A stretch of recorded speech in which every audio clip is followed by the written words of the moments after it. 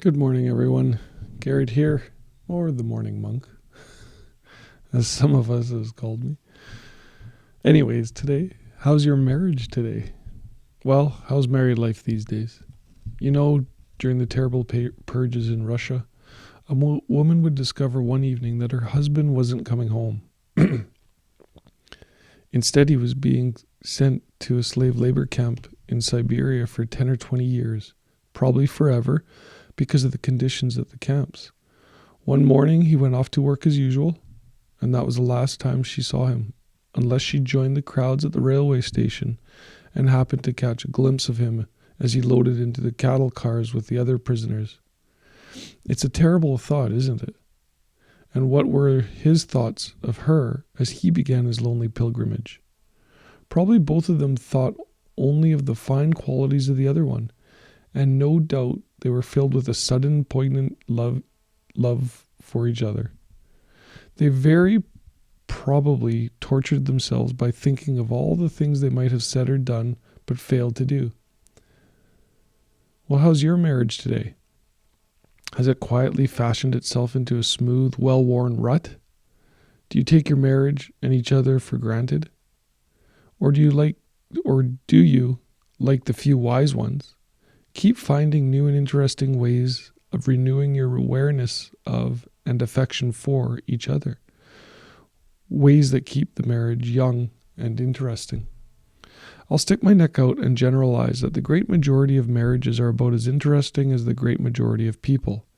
A person will give to his marriage the same attitude that he habitually gives to his life. If his life is filled with interest, so is his marriage. If his life is not interesting, he is a fool, and fools don't build interesting marriages.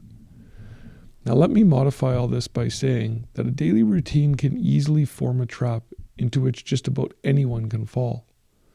The way to keep from falling into the rut of routine and boredom is to remember the principle that anything can be improved upon, and it is the role of the human being to improve upon his life and his world.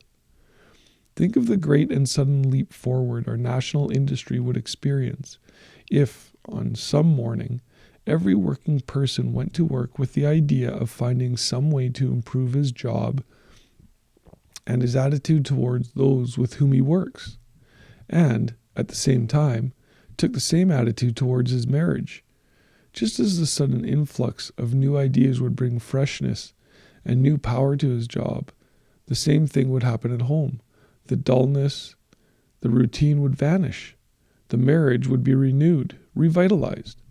The thing to watch is your attitude toward daily life. If you are the kind of person who makes his daily life interesting, who is constantly on the alert for new ways of enhancing and putting new challenges into things, the chances are you have an interesting and enjoyable marriage. If not, you might give some thought to it. And remember the Siberia story. And do and say the things you should now, so that you will never be filled with the remorse if anything should happen. And perhaps I should end this with a comment by Balzac. He wrote, "Love, according to our contemporary poets, is a privilege which two beings confer upon one another, whereby they may mutually cause one another much sorrow over absolute nothing."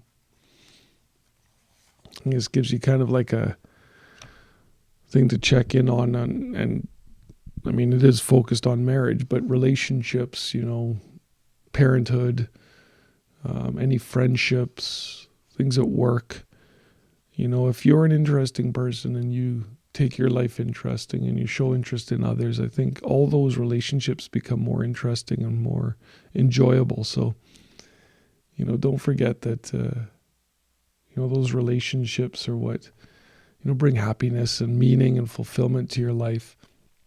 Appreciating others is always, like it was said earlier, one of the most important things. So, make sure you appreciate those close to you and those that mean lots to you, and, take a moment to let them know that and really work on those relationships, especially if you are married or in an intimate one.